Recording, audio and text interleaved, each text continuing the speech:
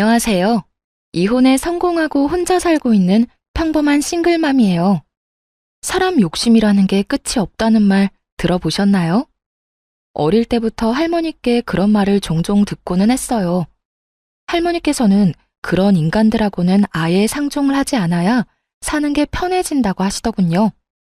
하지만 살면서 그처럼 욕심 많은 인간을 만나본 적이 없어서 그런지 그 말을 얼마 전까지는 실감하지 못했었죠. 그리고 이혼을 하면서 그런 인간의 바닥까지 본 것 같은 기분이 들었고, 이렇게 사연글을 쓰게 됐네요. 저는 부동산을 가진 아버지의 외동딸로 태어났고, 커서는 아버지의 부동산을 관리하는 일을 시작했어요. 남편은 우연히 만났지만 여러모로 대화가 통해서 결혼을 하게 됐고요. 남편은 연애 시절엔 굉장히 잘해줬지만 결혼하면 남의 편이라는 말이 맞긴 하더군요. 모든 일에 자기 부모님을 최우선으로 두길 바라더라고요. 그 마음을 이해하지 못하는 건 아니에요. 사람 마음이야 다 비슷하잖아요. 아마 저도 마찬가지일 거고요. 그때와 같은 일이 벌어진다면 저 역시 저희 부모님을 최우선으로 두고 싶을 테니까요. 무슨 일이냐고요? 결혼 3년 차에 시부가 암에 걸리셨거든요. 이미 진행되고 있는 상황이었기에 솔직히 상태가 좋은 건 아니었어요. 모두가 침울해하고 있는 그때 시모가 그러더군요. 아가, 내가 너희 시아버지 돌보는 게 너무 힘들구나. 나도 몸이 성한 곳 없는 건 마찬가지고 집에서 내가 기댈 곳도 너뿐이다. 네가 시간 날 때 너희 시아버지 병간호 좀 해주면 안 되겠니? 별거 할 건 없어. 어차피 일은 간병인이 할 테지만 워낙 세상이 흉흉해 믿을 수 없으니 말벗 정도만 해주라는 거야. 솔직히 말하자면 정말로 거절하고 싶은 마음이었어요. 아픈 사람을 돌본 경험도 없는 제가 시부를 간병한다는 건 얼토당토 않은 일이라고 생각했거든요. 그렇지만 고민이 될 수밖에 없었던 이유는 아픈 사람이 그 누구도 아닌 시부였다는 점이었어요. 결혼 초에 며느리 사랑은 시아버지라는 말을 그대로 실천해준 분이 시부였거든요. 실수해도 너그럽게 넘어가 주시고 시댁 식구나 남편과 싸우면 저를 달래주는 사람은 시부뿐이었거든요. 고민은 짧았어요. 하기로 결심했죠. 그렇다고 시부를 온전히 혼자서 볼 수는 없다고도 생각했고요. 어머님, 제가 아버님 간병할게요. 그런데 저도 하나 제안할 게 있어요. 병간호를 한다고 했지만 저한테만 맡기지는 말아주세요. 아버님도 저만 보는 게 아니라 다른 가족들도 만나는 게 좋을 것이고 저도 일이 있을 때는 빠질 수 있어야 하는 일에도 지장이 없을 테니까요. 그 정도는 허락해 주실 거죠? 그렇구나. 일리 있는 말이야. 딸들이랑 아들도 돌아가며 아버지 병간호 하기로 하자. 다들 알아들었지? 시모가 그렇게 말해주었기 때문에 괜찮을 거로만 생각했어요. 그런데 아니더군요. 시누이들과 남편은 제게 일을 미루기 바빴거든요. 새언니, 오늘은 야근이 있어서 못 가요. 내일은 회식이 있고요. 저도 좀 힘들어요. 이번에 소개팅 때문에 저도 결혼은 해야 하잖아요. 어리고 철없는 신우들이야 그렇다고 쳐요. 결혼도 안 한 아직 놀기 좋아하는 아이들이었으니까 이해 못할 것도 없었죠. 그런데 문제는 남편 놈도 정말 철없이 구는 것이었어요. 당신도 잘 알잖아, 나 일 많은 거. 이번 주는 도저히 시간이 안 돼. 접대도 하러 가야 하고. 그리고 솔직히 우리 가족 중에 당신이 하는 일 제일 편하잖아. 앉아있기만 해도 돈 들어는 관리인인데 내 생각도 좀 해줘. 가뜩이나 쉬는 날도 별로 없는데 그런 날까지 아버지 수발들러 가야겠어? 이런 건 당신이 좀 해줘도 되잖아. 100번 양보해서 여기까지도 참을 수 있긴 했어요. 열은 받았지만요. 그러나 이해할 수 없는 시모의 행동은 마치 불난 집에 부채질을 하는 것 같았죠. 예, 나 오늘 모임 있다. 내 간병 차례인 거 알기는 하는데 저번부터 잡혀있던 약속이라 미룰 수가 없네. 그러니까 네가 나 대신 오늘 병간호 좀 하거라. 솔직히 별로 할 것도 없지 않니? 그리고 시아버지가 아프면 며느리가 모시는 게 어떻게 보면 당연한 도리 아니니? 그러니까 너도 며느리 도리한다고 생각하고 시아버지 잘 모셔. 너도 우리랑 가족이 되고 싶잖아. 이번이 그 기회라고 생각하면 되지.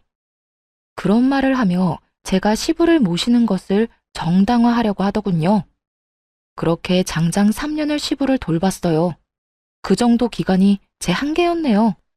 아무리 시부가 잘해줬다고 하지만 이제는 항암 치료뿐 아니라 치매 증상까지 나타났거든요. 그렇게 되니 더는 감당할 수 없겠더라고요. 그래서 가족들이 있는 곳에서 말했죠. 아버님, 이제 더는 못 모시겠어요. 저도 요즘 바빠서 시간 내기 힘들어요. 그리고 다들 저한테 맡기고 자기 스케줄 보러 가잖아요.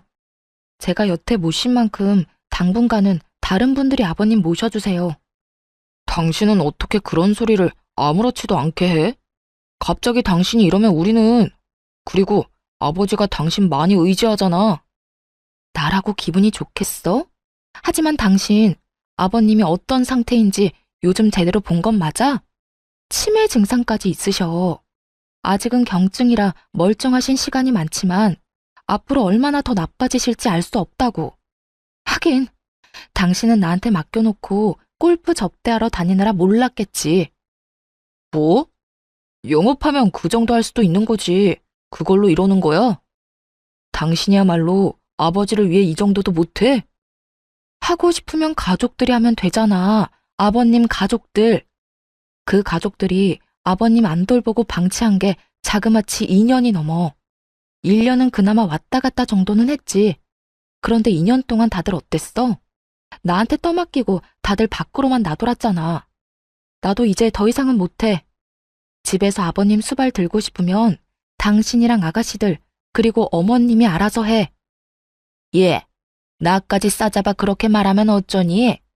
나도 너희 외조모가 아파서 병원에 다니고 있어. 그런데 나더러 친정어머니의 남편까지 보는 건 네가 생각해도 너무하다고 생각하지 않니? 시모의 친정어머니가 편찮으시다는 건 맞는 말이었어요. 하지만 매번 가는 것도 아니었고 아마 핑계라는 표현이 더 맞을 거예요. 어떤 정신 나간 인간이 병원 수발들러 가는데 높은 구두에 치마, 향수에 화장까지 풀 세팅하고 가나요? 수발들려면 편한 옷이 최고인데. 새언니, 우리도 마찬가지예요.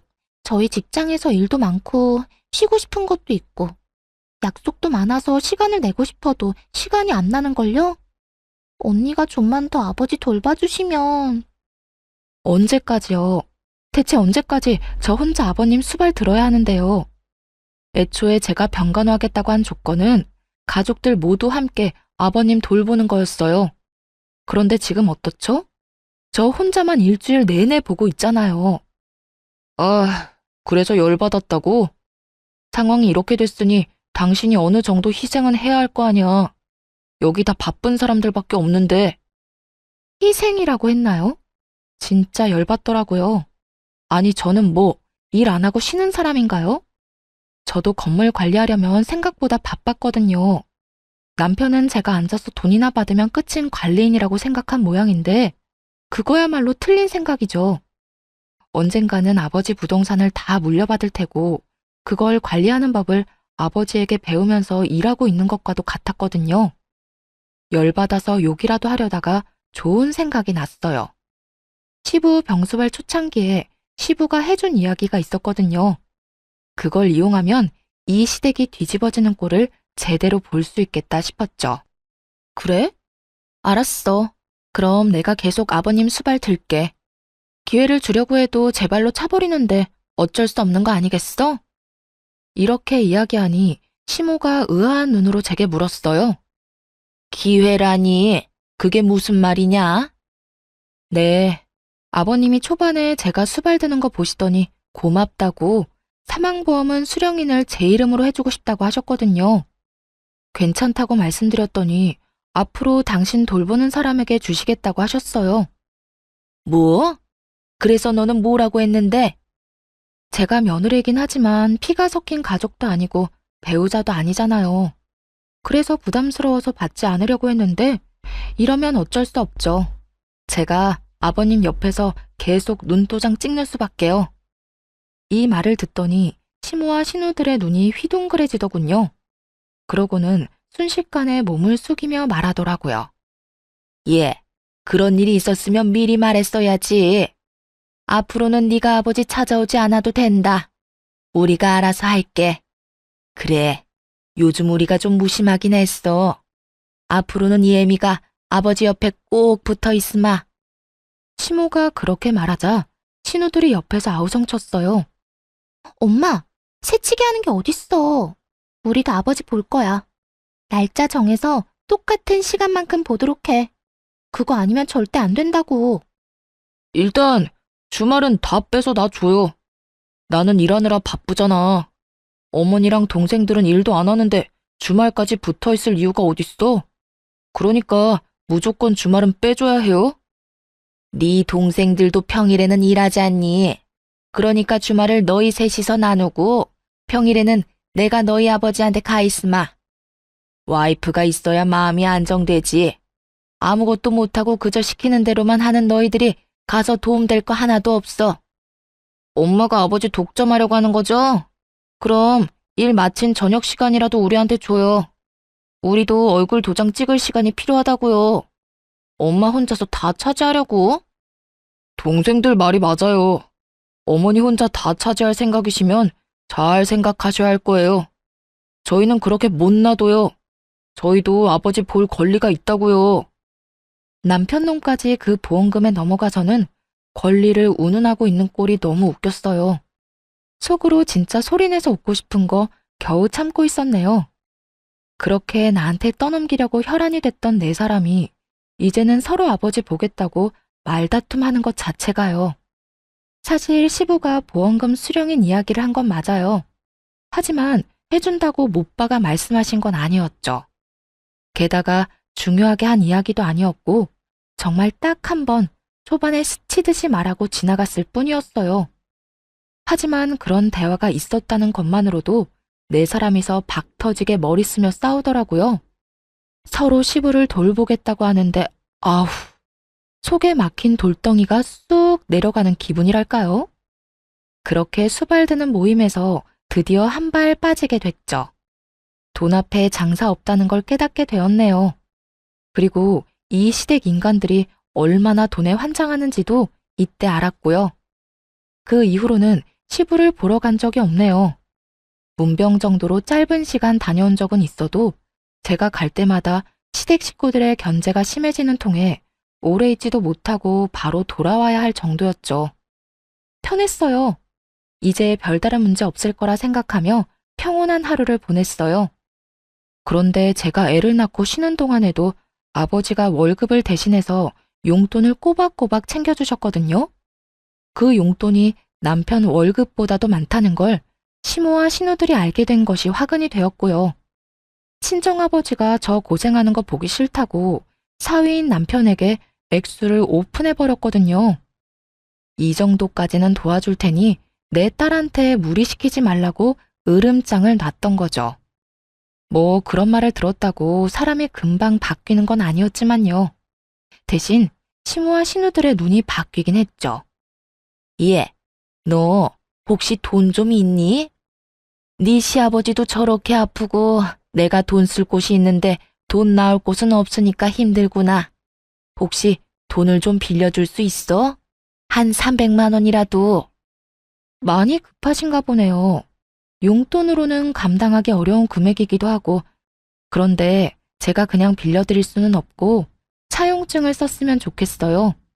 제가 아버지에게 용돈을 받긴 하는데 그 돈이 다 아버지 명의 계좌에 들어가 있어서 그냥 드릴 수는 없거든요. 괜찮으시겠어요? 괜찮다마다.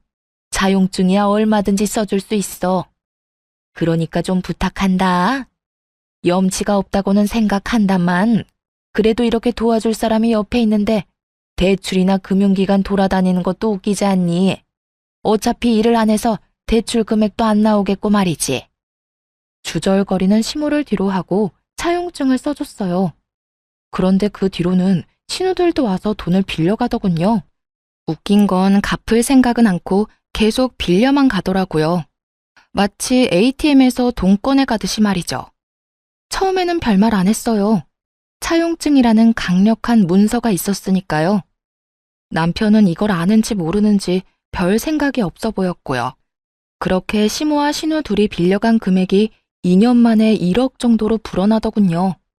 당시가 결혼한 지 6년쯤 됐을 때예요. 그 금액을 이 인간들이 어떻게 감당하려고 그러나 슬슬 걱정이 되기 시작할 무렵 친정엄마에게 안 좋은 소식이 들려왔어요. 뇌졸중으로 고생하며 재활에 전념하던 어머니에게 2차로 뇌경색이 발견된 거예요. 게다가 이번에는 반대쪽 뇌였기 때문에 결국 양쪽 다 제대로 못 쓰는 처지가 된 거죠. 재활 전문병원에 입원하셔서 한참을 치료받았지만 상태가 그리 호전되진 않았어요. 외로움 많이 타는 어머니를 병원에 홀로 있게 두는 것도 좀 그랬고, 그렇다고 아버지에게 어머니 병간호를 부탁하는 것도 어려운 일이었죠. 아버지도 당뇨를 포함해 여러 지병에 시달리고 있었으니까요. 무리를 하거나 스트레스를 받을수록 몸 상태가 더 안 좋아지셨거든요. 결국 이번에는 친정어머니 병간호를 하기 시작했어요. 집에서 모시는 건 아니었고 병원에 가서 보는 거였으니 그나마 마음은 좀 편했죠. 그런데 남편 놈이 어이없는 딴지를 걸더군요. 나 당분간 우리 친정엄마 병간호 때문에 병원으로 출퇴근할 예정이야. 집에 없으면 병원 가 있는 줄 알고 있으면 돼. 장모님 병원에 입원하셨잖아. 근데 너까지 꼭 병간호하러 가야 해? 간병인도 있다며. 간병인이랑 엄마 둘만 두는 거 내가 싫어. 우리 엄마 외로움을 얼마나 많이 타는데. 지금 엄청 심적으로 힘드실 거라 옆에서 위로해드리고 싶어서 그래. 그래서 지금 친정어머니 모시느라 애들이며 나며 다 내팽겨치겠다고? 당신 이렇게 이기적인 사람이었어? 나도 지금 바쁜 사람이야. 진급을 눈앞에 두고 얼마나 중요한 시점인데 네가 이러면 나는, 애들은. 여태 내가 다 케어했잖아. 그러면 당신도 좀 양보라는 걸 해. 언제까지 나한테 다 의존할 건데? 그렇게 싸웠음에도 결론은 나지 않았어요. 아니, 제게는 이미 친정엄마를 병간호해야 한다는 확고한 결론이 있었고 남편 놈에게는 저를 절대 못 보내준다는 확고함이 있었으니 이야기는 평행선만 달리고 있었죠. 그리고 며칠 뒤 시모가 연락이 와서는 헛소리를 짓거리더군요. 아니 너는 어떻게 시집 온 애가 친정에 목을 매니? 너 죽어도 이 집 귀신이야. 네가 여기 시집 왔다는 건 그런 뜻이라고. 그리고 나도 요즘에 네 시아버지 수발 드느라 얼마나 힘든 줄 아니? 어깨도 허리도 빠져나갈 만큼 아파 죽을 것 같아 얘. 아니, 수발 드느라 안 힘든 사람이 어디 있어요. 저도 다 해봐서 알고 있어요. 그걸로 생색내시면 안 되죠. 아니 얘, 너희 어머니는 중병이라며. 그러면 전문가한테 맡겨놓으면 될 일이지 왜 너까지 나서서 이래? 너 친정엄마 수발 들러 갈 거면 내 수발이나 들어. 시어머니가 힘들어 죽겠는데 어딜 간단 말이니? 어머님, 내로남불이 무슨 뜻인지 아시죠? 내가 하면 로맨스, 남이 하면 불륜. 어머님이 뭐라고 하시면서 저한테 아버님 병수발 들라고 하셨는지 기억 안 나세요? 어머님 친정어머니께서 아프셔서 아버님 못 모신다면서요. 왜요? 어머님은 친정에 그렇게 다니셔도 되고 저는 안 돼요? 왜죠? 왜 우리 엄마는 제가 병간호하면 안 된다는 거죠?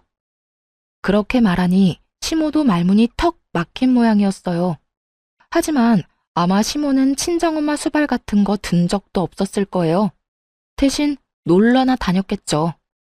그렇지만 수발 든다는 이유를 대고는 놀러 다녔으니 반박할 말도 없었을 거고요. 야, 너 우리 엄마한테 이게 뭐 하는 짓이야? 우리 엄마한테 따지는 거야 지금?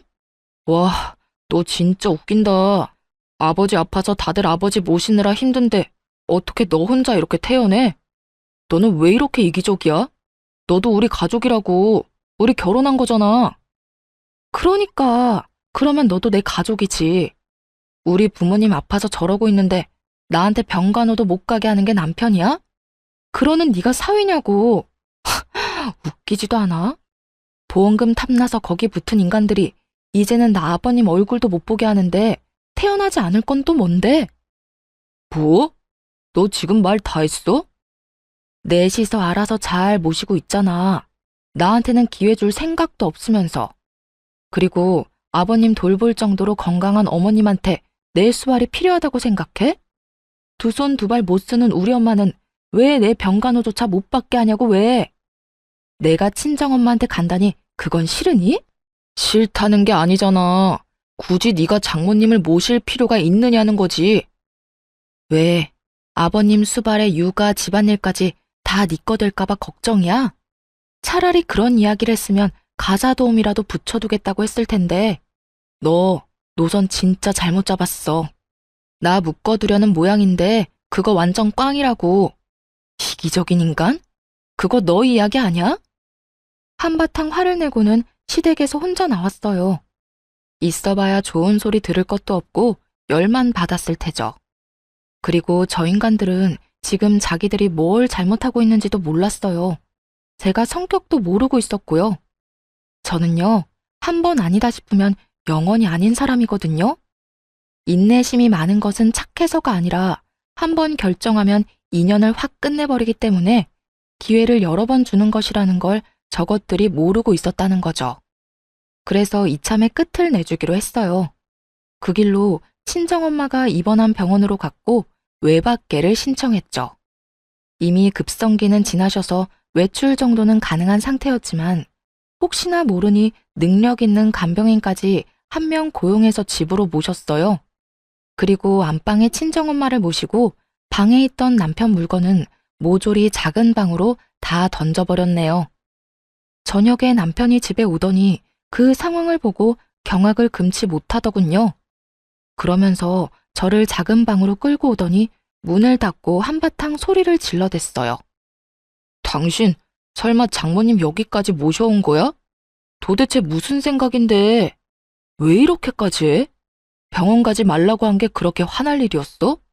그래서 나 보란 듯이 이런 짓 한 거야? 내 집에 내 어머니 모시는데 당신이 왜 난리야? 그리고 우리 엄마면 네 엄마도 되는 거 아니야? 언제는 가족이 되는 게 그런 거라며. 그런 이유로 나한테 아버님 수발 들도록 맡겨놓고 이제 와서 우리 엄마는 안 된다? 걱정 마. 너한테 병간호하라고 안 할 테니까. 하더라도 내가 해. 그런 문제가 아니잖아. 어머님이 여기 와 있으면 내가 불편해. 내가 편하게 쉴 수가 없다고. 당신 진짜 나 화내는 거 보려고 이러는 거야? 내가 당신한테 화 좀 냈다고? 이거 보복성이지? 보기 싫으면 네가 나가면 되지. 나 안 나가. 당신이 나가서 살던 뭘 하던. 그러니까 나는 내 할 일 하고 당신은 당신 할 일 하면 되는 간단한 상황이라는 거지. 와, 내가 이 집 주인인데 왜 내가 나가는 건데? 나는 못 나가. 만약 나 쫓아내면 우리 이혼하는 거야? 나 이런 식으로는 못 산다고. 당신 돈 많다고 눈에 뵈는 게 없나 본데 이건 분명히 당신한테 유책 사유가 있는 거거든? 유책 사유? 웃기고 있네. 야, 네가 한 짓을 생각해봐. 네가 한 짓이 내가 한 짓보다 더하면 더했지 덜하진 않을걸? 그래, 너 맘대로 해. 이혼을 하자면 하고. 근데 미리 말하는데 난 이혼함과 동시에 모든 걸 원상태로 돌릴 거야. 그거 잘 알고 하라고. 무슨 뜻인지 제대로 이해를 한 건지는 모르겠지만 그렇다고 더 자세히 가르쳐 줄 생각도 없었어요. 자기가 알아서 하겠죠. 남편 놈은 진짜로 열이 받았는지 변호사를 통해 이혼 소송을 진행하겠다는 연락이 왔더라고요. 내심 재산 분할하면 이 집에 대한 권리며 여러 가지를 자기한테 유리하게 진행할 수 있을 거라 생각한 모양인데 어림없죠. 저도 그냥 당하고만 있을 사람은 아니었거든요. 소장을 받은 그날 변호사를 고용해 본격적인 이혼 소송을 진행하기로 했어요. 그리고 그날 저녁 집으로 들어온 남편에게 말했죠. 오늘 짐 싸서 나가. 미쳤어? 여기 내 집이야. 내가 이 집 살 때 5천만 원 낸 건 기억도 안 나나 봐. 집값에 비해 워낙 작은 금액이라 기억도 안 났지만 웃으며 말했죠. 그거? 그 5천만 원 가지고 지금 집에 대한 소유권을 주장하려는 거야?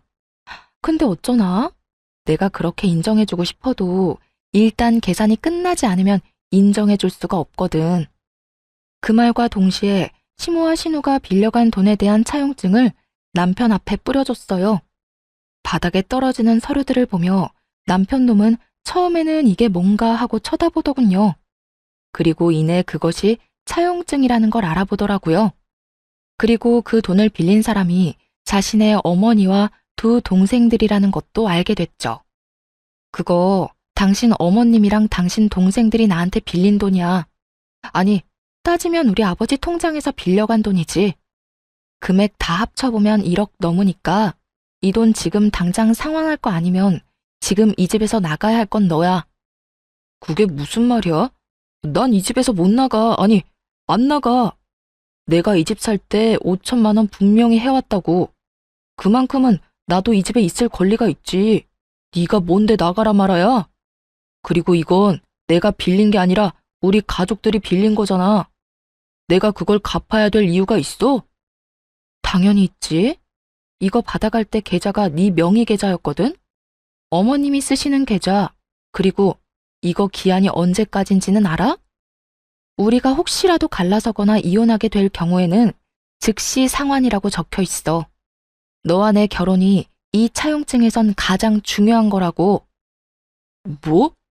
그게 지금 무슨, 너 그것까지 생각하고 빌려준 거야? 와, 너 진짜 무서운 애다. 어떻게 사람이 그렇게 계산적이니? 그건 너겠지. 지금 자기소개해? 하긴, 너야 너희 집이 망하든 말든 뭔 상관이겠어? 넌 너만 잘 살면 되지? 어머님이나 동생들이 1억 못 갚아서 집이라도 팔면 참 좋겠다. 그런데 그렇게 되면 너한테 같이 살자고 하지 않을까? 뭐? 너 진짜 그렇게까지 해야겠어? 그렇게까지 해서 돈 받아낼 생각인 거야? 당연한 거 아니야? 이혼하면 나 그 돈 다 회수할 건데. 만약 못 돌려줄 거면 이 집이라도 나한테 줘야 원금이라도 줄 거 아니야.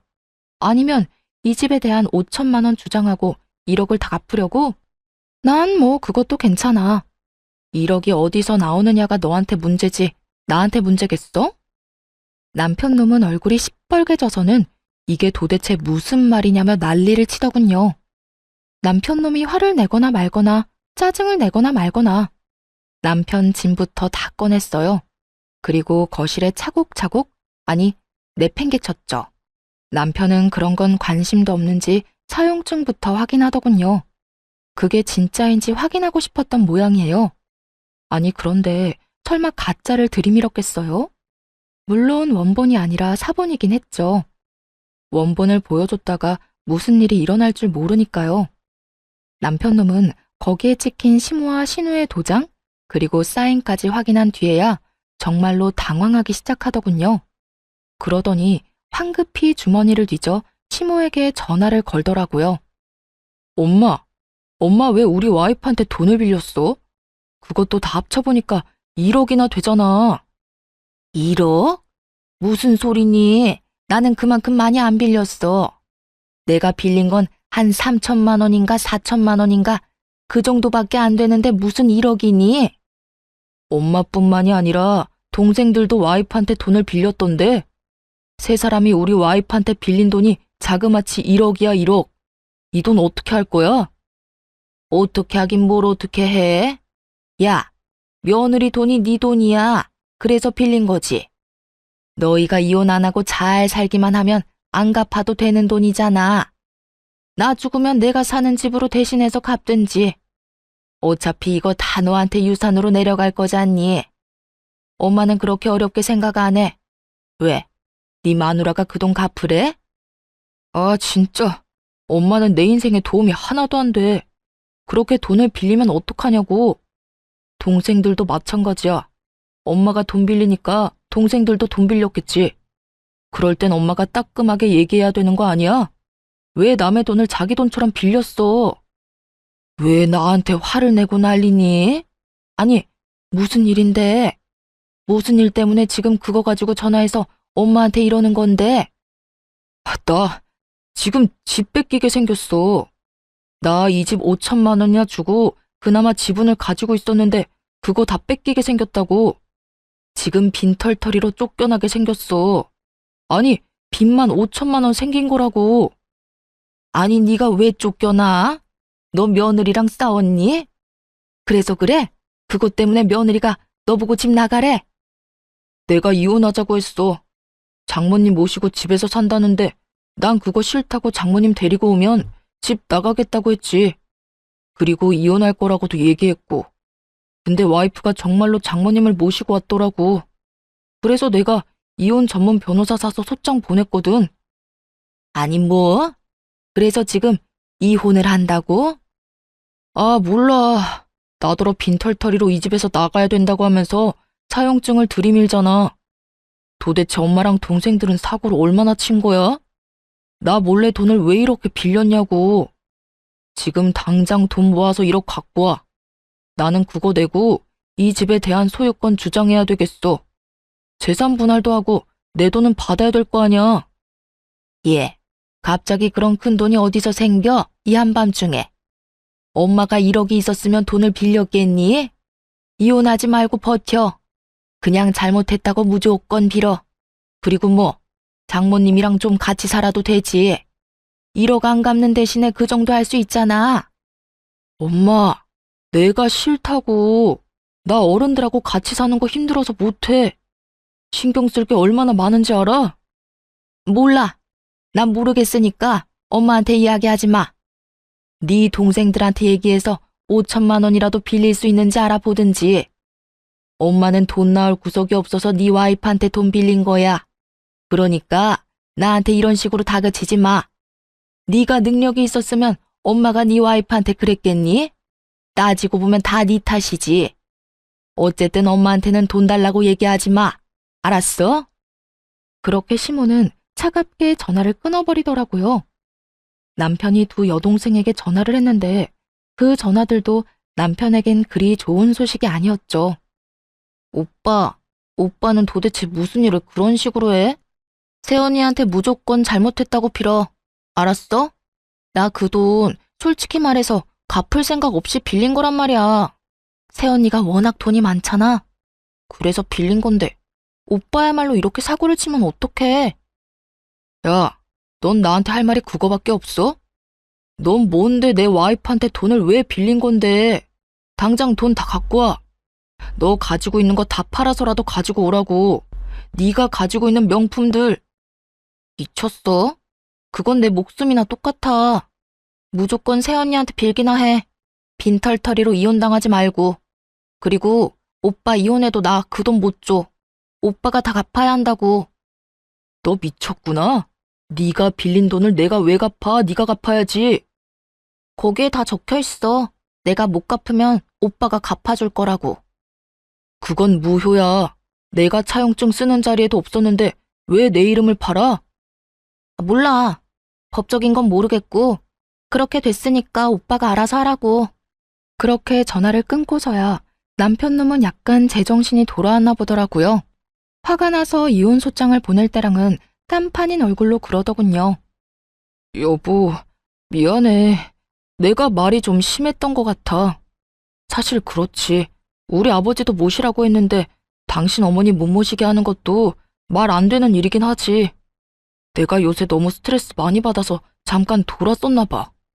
내가 왜 그런 짓을 했는지 모르겠네. 변호사한테 얘기해서 소송 진행하는 거 없던 일로 할 테니까 당신도 이 정도쯤에서 나 용서해주고. 나는 용서할 생각 없으니까 당장 짐 싸서 나가. 우리 엄마 모셔야 되니까 나가라고. 나랑 우리 엄마 정신 사납게 해놓고 그냥 넘어갈 생각은 아니지? 나는 한번 피를 보면 끝장을 보는 사람이야. 네가 먼저 시작한 거고 난 끝장을 봐야겠어. 걱정하지 말고 나가. 돈은 내가 어떻게든 다 받아낼 테니까. 여보, 제발 부탁이야. 나 이렇게 나가면 갈 곳도 없어. 그리고 갚을 돈도 없다고. 1억을 도대체 무슨 수로 갚아? 그건 나한테 할 말이 아니지. 당신 어머니랑 당신 동생하고 상의해야 되는 일 아니야? 아니면 내가 5천 떼줄까? 대신 이 집에 대한 건 미련 버리고 깔끔하게 1억 갚으면 되지. 의미가 없잖아. 아, 그냥 용서해주면 안 돼?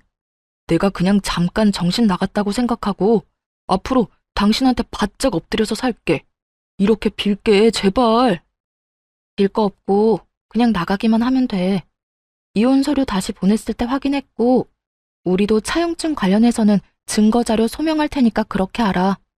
그리고 네가 왜 갈 데가 없어? 너 시댁 가면 되잖아. 어머님이랑 아버님이랑 두 동생들 있는 시댁 가서 잘 살면 되지. 아, 아니면 그 집 담보로 대출이라도 당기면 되겠네. 그걸로 1억 갚고 나면 너도 이 집 소유에 대해서 주장할 수 있지 않겠어? 그렇게 말은 했지만 솔직히 그대로 될 거라는 생각은 안 했어요. 시모가 돈이 없다고 절 찾아왔을 때 다른 곳에 연락을 안 해보고 왔을 리가 없잖아요. 분명히 은행이며 대출이며 다 알아보고 왔을 거예요. 시부가 지금 병상에 있으니 시가에 대한 권한을 가지고 있는 건 와이프인 시모였죠. 시부가 참 마음이 착한 사람이거든요. 말년에 그 집에 시모 이름을 넣어 공동 명의로 해줬다고 하더라고요. 그랬으니 분명 자기 지분에 대한 담보대출에 대해서 최소한 물어는 봤을 가능성이 컸죠. 여보, 진짜 이럴 거야? 우리 같이 산 세월이 있는데 한 번 실수한 거 가지고 이러는 건 아니잖아. 한 번 실수? 너 한 번만 실수한 거 아니거든?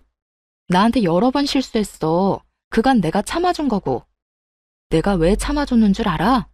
난 한 번 아니라고 생각하는 건 끝장을 봐야 속이 시원한 사람이거든. 그래서 끝까지 참아준 거야. 아니 여보, 내가 정말 미안하다니까. 시끄럽고 너랑 나는 여기까지가 끝인 거야. 당장 시댁으로 돌아가. 짐은 내가 알아서 다 챙겨줄게. 그러니까 걱정 말고 나가. 결국 남편 놈은 어깨를 축 늘어뜨리고 시댁으로 돌아갔죠. 돌아가는 내내 아마 자기 머리 쥐어 뜯었을 거예요. 섣부르게 이혼소장 날린 거 후회하면서. 하지만 뭐가 달라지겠어요? 지가 이혼소장 안 날렸어도 제가 날렸을 건데요. 그리고 진짜 대환장 파티는 그 다음날 벌어졌죠. 시모와 신우 남편 놈이 모두 찾아와 이런 법이 어딨냐며 난리를 쳤거든요. 얘, 너 이렇게 사람한테 유예기간도 안 주고 이러는 거 아니다. 이런 일이 있으면 미리 얘기를 하고 우리가 대비를 할 수 있도록 했어야지. 어떻게 이렇게 이혼 통보를 하루아침에 할 수가 있어? 이혼은 남편이 먼저 하자고 한 거예요. 제가 먼저 하자고 한 적 없고 저는 남편이 이혼 변호사 사서 보냈길래 저도 오케이 하고 이혼하기로 결정한 거고요. 제가 통보를 안 한 게 아니라 남편이 어머님한테 얘기를 안 한 거겠죠. 시모는 좌불안석 내내 초조해하는 남편을 째려보더군요. 그러면서 제게 말했어요. 예, 결혼이라는 게 그렇게 쉬운 게 아니고 이혼이라는 것도 그렇게 쉬운 게 아니야. 어렵게 맺어진 인연 어떻게든 보듬고 양보하고 서로 함께 걸어가며 살아야 하는 거지. 이렇게 화난다고 막 이혼하고 그러는 거 아니다. 너도 다시 한번 생각해봐라, 응? 돈 갚을 수단이 없었는지 아니면 제가 생각한 대로 시댁 집조차 담보대출을 이미 받았는지 이제 와서 애걸복걸하는 꼴이 너무 웃기더라고요. 저는 이혼소송 계속 진행할 거고요. 이혼할 때까지 할 거예요. 그리고 돈도 다 받아낼 거예요. 저한테 와서 이러지 마시고 돈이나 어떻게 상환할지 가서 상의해보세요. 차갑다 못해 서리빨이 부는 제 목소리에 결국 아무도 대꾸 못하고 나가버리더군요. 제가 며느리로서 가족이 되려고 노력했을 때는 자기들이 떵떵거리며 저한테 큰 소리 칠 수 있었겠지만 이제 이혼을 눈앞에 두고 있으니 저한테 그 사람들은 그냥 돈 빌려간 사람일 뿐이잖아요. 그 사람들한테는 내가 돈을 빌려준 사람이고요. 그러니 이렇게 저자세로 나오는 것도 당연한 일이었죠. 그런데 이렇게 정신없는 와중에 시댁에는 또 사건이 터졌더라고요. 시부가 결국 흡인성 폐렴으로 앓다가 돌아가시게 된 거였어요. 그간 치매까지 중증으로 진행돼서 굉장히 힘든 상황이었는데 시부가 돌아가셨다니 슬프긴 하더라고요. 게다가 시부는 돌아가실 때까지 워낙 아프셔서 평생 모으신 돈을 치료비로 끌어다 쓰신 걸로 알아요. 그래서 이렇다 할 재산도 없고 시모가 살고 있는 집이 전부라고 알고 있었거든요. 그런데 그 와중에 시모와 신우들은 시부의 사망보험금에만 다들 정신이 팔려 있더군요. 하긴 그게 나오면 저한테 1억 갚고 집에 관해서도 주장할 수 있으니까요. 뭐 그렇다 하더라도 저야 위자료를 청구하면 되기에 별로 큰 문제는 되지 않았지만요. 그런데 정말 그들에게 경악스러울 법한 상황이 발생했어요. 저도 이런 상황이 생길 거라고는 꿈에도 상상조차 못했네요. 야, 너 이게 어떻게 된 일이니? 왜 우리 남편 사망보험금 수령인이 너 이름으로 돼 있는 거야? 그 이야기를 듣는데 깜짝 놀랐어요. 시부가 지나가듯 했던 한마디, 그것도 해줄까 싶다라고 지나가는 말로만 들었을 뿐이었거든요. 그런데 정말로 제 이름으로 되어 있었다니. 저도 모르죠. 보험회사에 연락해 보셨어요? 보험사를 이야기하자 시모의 눈에 띄게 당당하던 기색이 줄어들더군요. 뭔가 있다 싶었어요. 설마 시모가 그런 조사도 안 해보고 이렇게 따질 사람은 아니라고 생각했지만 도대체 어떤 상황이길래 갑자기 저러는지 알 수가 없었죠. 말해보세요. 보험회사에서는 뭐라고 하는데요? 대답이 없길래 직접 보험 설계사에 전화를 해서 물어봤어요. 그랬더니 그 설계사가 이렇게 말하더군요. 아유, 며느님이 아버님한테 얼마나 잘했는지 나한테 전화와서는 자기 사망보험 수령인을 며느리로 바꾸고 싶다고 하시더라고요. 그래서 제가 같이 가서 바꾸는 거 도와드렸죠. 그게 언제였는데요? 그때는 치매 진단받기 전이라 아무 문제 없이 처리됐을 거예요. 암 진단받은 지 2달 만에 바꾸신 거라 저도 의아해서 물어봤더니 며느리가 자기 수발 드느라 고생이 많다고 이거 주고 가면 손자에게도 도움이 되지 않겠냐고 하시더라고요. 보험 설계사의 이야기를 듣던 시모가 혀를 차며 말하더군요. 그 인간이 뭘 잘못 먹어도 한참 잘못 먹었지. 병간호하고 2달 만에 수령인을 바꿔? 아니, 돈 많은 며느리 걱정을 왜 해? 돈 없는 우리나 걱정해야지. 아마 아버님은 저희가 이혼할 거라고는 생각 안 했겠죠. 우리가 이렇게 틀어질 거라는 생각도 못 했을 테고요. 그래서 아무 생각 없이 제 앞으로 보험금 수령인을 남긴 것 같아요. 게다가 그건 다른 가족들에게 경고의 메시지이기도 했을 거예요. 너희들이 나를 방치하면 내가 며느리에게 더 잘해준다는 경고. 그런데 문제는 그렇게 해놓고 치매에 걸려버린 거죠. 그래서 보험 수령인에 대한 건 새까맣게 잊고 정신없는 나날을 보내셨던 거고요. 사망보험금은 얼마나 되는데요? 금액은 얼마 안 돼요.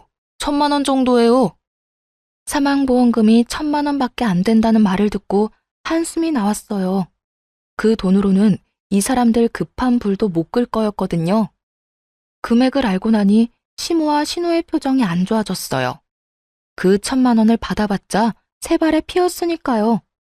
시댁집을 팔고 싶어도 지금 네 사람이 다 그 시댁에 살고 있고 담보대출은 이미 받았는데 상속세까지 내야 하니 상황은 더욱 엉망이었을 거예요.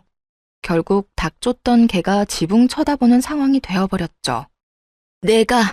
내가 이 꼴을 보자고 그 인간 죽을 때까지 똥오줌 받아낸 게 아닌데 왜 고생은 내가 다 하고 돈은 네가 가져가는 거야?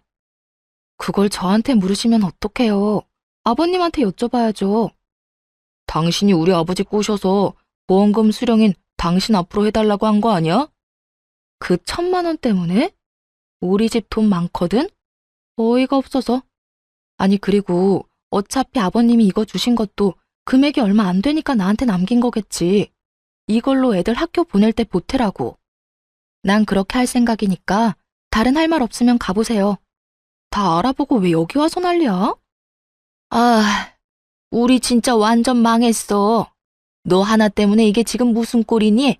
어떻게 책임질 거야? 네가 멋대로 이혼하는 바람에 이렇게 됐잖니? 네가 다 책임지라고. 남자가 돼서 그거 하나 못 참고 이혼을 이야기해? 그러는 엄마는요. 와이프가 장모님 수발 든다는데 왜 말렸는데요? 엄마가 그거 말리는 바람에 와이프가 더 화난 거잖아요. 그것 때문에 집에 장모님 모시고 온 거고. 거기서 왜 그딴 소리를 했는데요?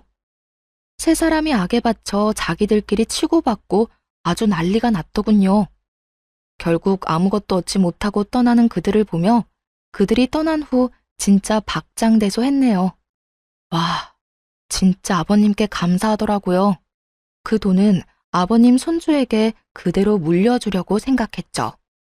그렇게 이혼까지 판결이 다 나고 완전히 이혼하게 됐어요. 그 뒤에 들린 소문은 뻔하다면 뻔했죠. 전 남편이 돈을 갚긴 했어요. 집에 보탰던 5천만 원으로 1억의 빚을 5천으로 탕감한 뒤 나머지 5천을 여기저기서 겨우 돈 빌려서 갚더라고요. 그런데 빚내서 그렇게 갚은 뒤로는 등골이 빠졌다고 하더라고요. 5천만 원, 어떻게 보면 큰 돈은 아닌데 시모가 빌린 대출도 있잖아요. 그것도 갚아야 되는 거예요.